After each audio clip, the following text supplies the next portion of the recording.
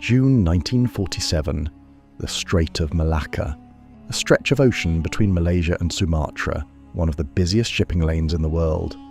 Roughly 260 ships pass through it every single day. On this particular morning, several of those ships received a Morse code transmission. The source was unknown. The location was unclear, but the message was unmistakable. All officers, including the captain, are dead, lying in the chart room and on the bridge. When rescue crews from the nearest vessel, an American merchant ship called the Silver Star, arrived at the source of that signal, they found a ship called the SS Ourang Medan drifting motionless on the open ocean. What they found on board has never been explained.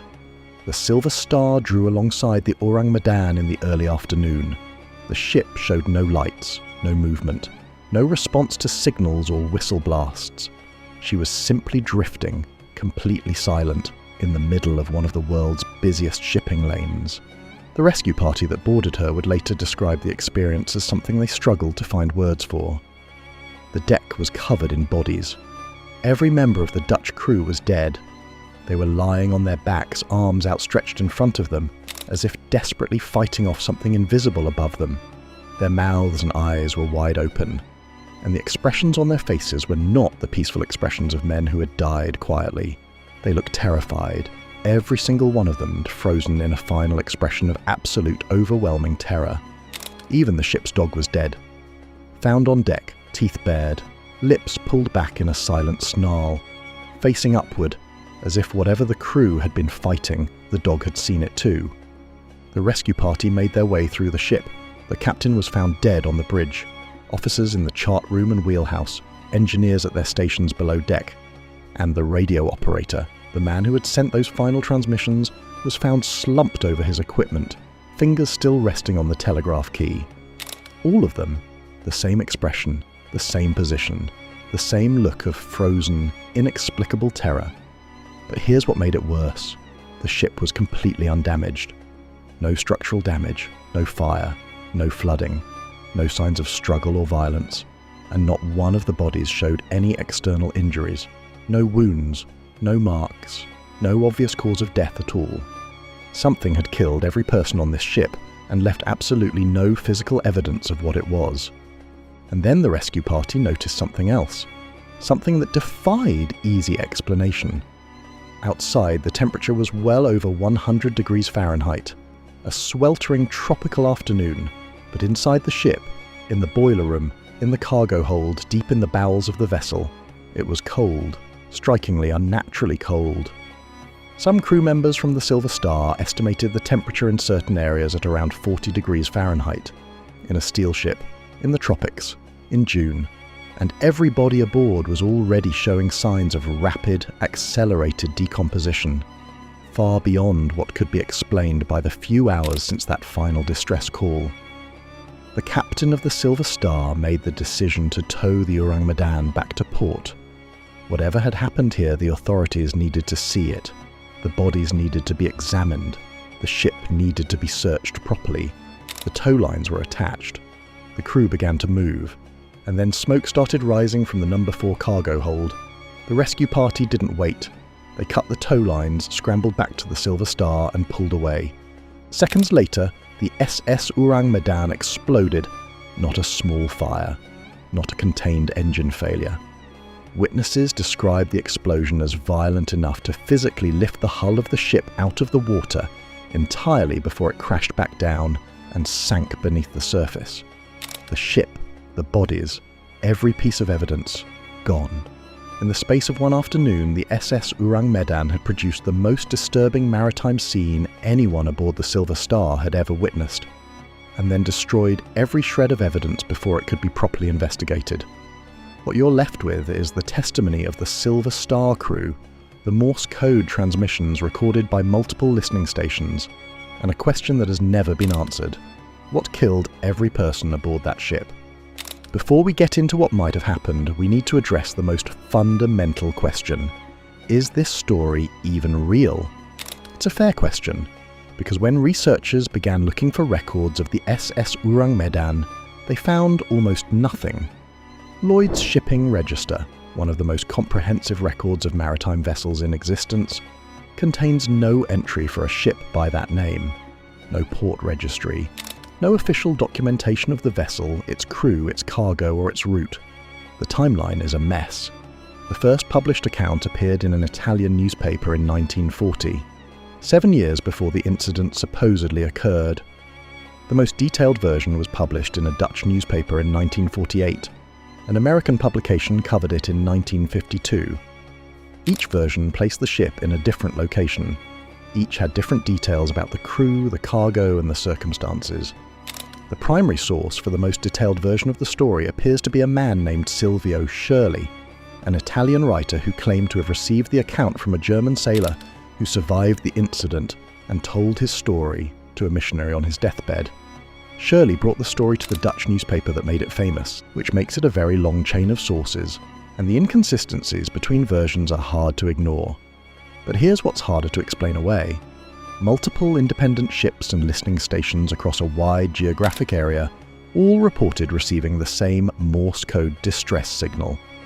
The United States Coast Guard published an official report referencing the incident in 1952, and researchers have spent decades examining the case and have never been able to definitively prove it didn't happen.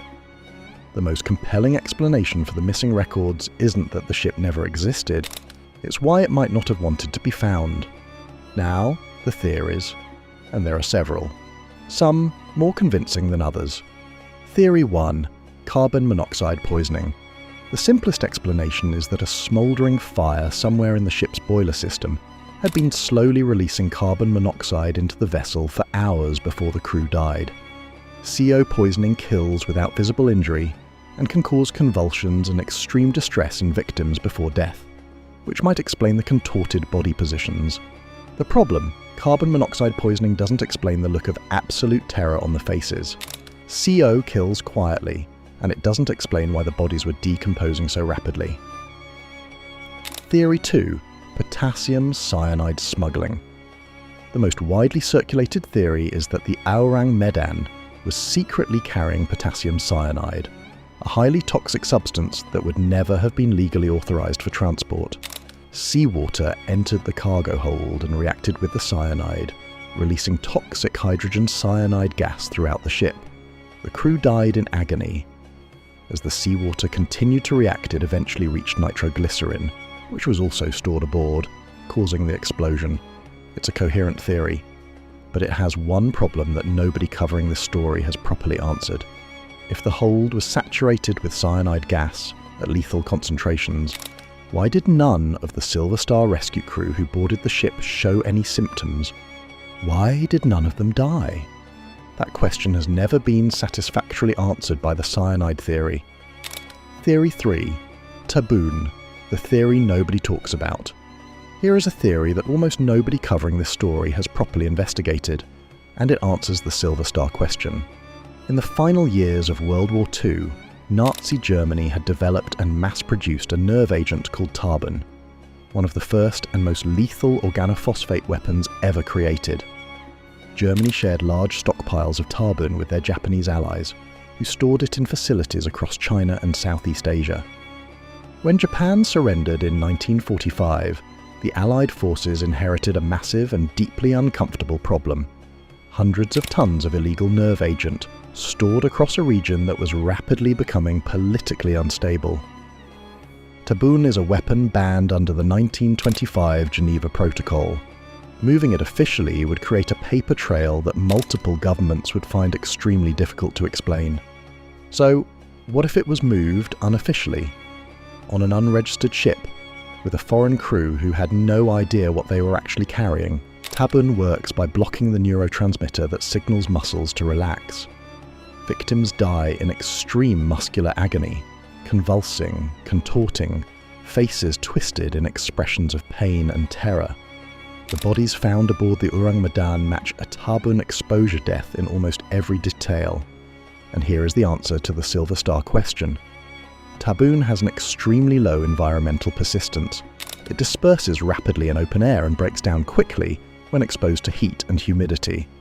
By the time the Silver Star crew arrived, hours after the crew died, the concentration on the open deck would have been negligible.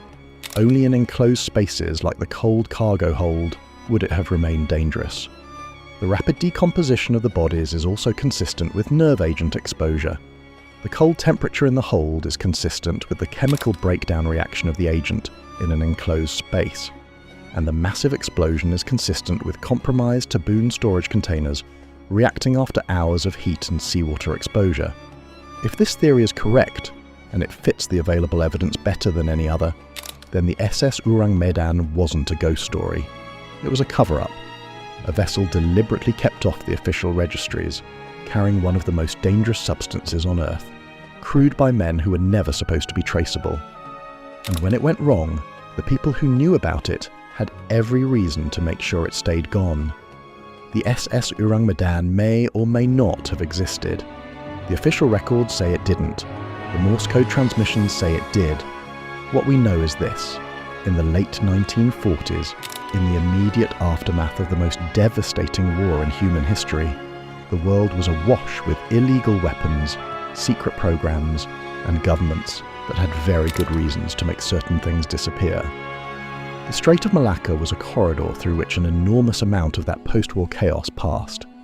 Whether the Ourang Medan was a smuggling operation gone catastrophically wrong, a secret military transport that nobody was ever supposed to know about, or something else entirely, the fact that the story has survived more than 75 years without being definitively debunked says something. The fact that nobody has seriously ever gone and looked for the wreck says something as well. The Strait of Malacca is 890 kilometers long. Somewhere at the bottom of it, there may be a ship that nobody officially registered, carrying cargo that nobody officially moved, crewed by men that nobody officially reported missing. And if the Tarbon theory is right, the people who knew what was on that ship had every reason to make sure it stays exactly where it is. At the bottom of the ocean, in the dark, where nobody goes looking. If you want to go deeper on this story, the best source on the chemical weapons angle is linked in the description below. Subscribe to Fathomy. The ocean is full of secrets that powerful people worked very hard to bury. We're going to keep pulling them up. I'll see you in the next one.